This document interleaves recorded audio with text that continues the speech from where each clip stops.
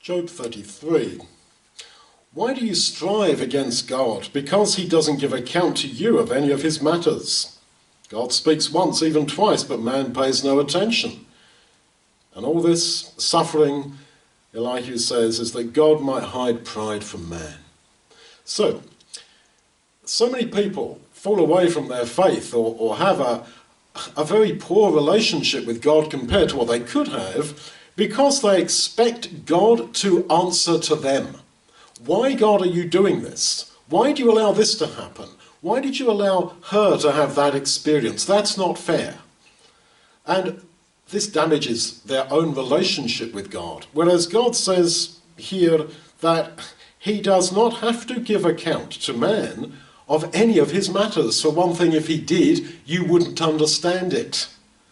This is built into the structure of human relationship with God, that there are these massive questions as to the apparent justice of God and the morality of this, that, or the other.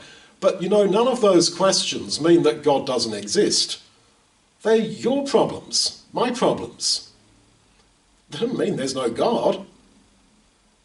We are not to judge God, and God does not have to give account to us of any of his matters. So don't demand that God does. And why is this? 17, to hide pride from man.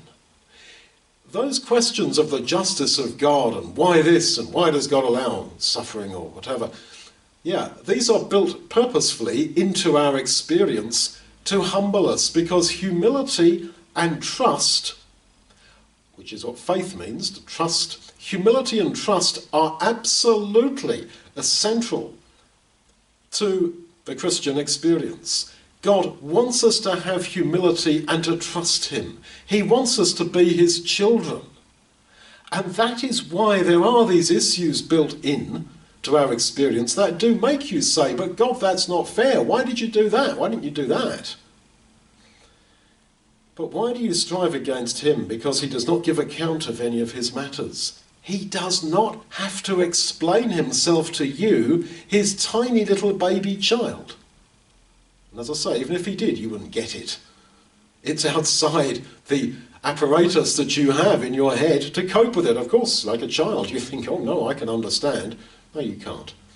Humility and trust are the intended outcome of this situation, that it might hide pride from man.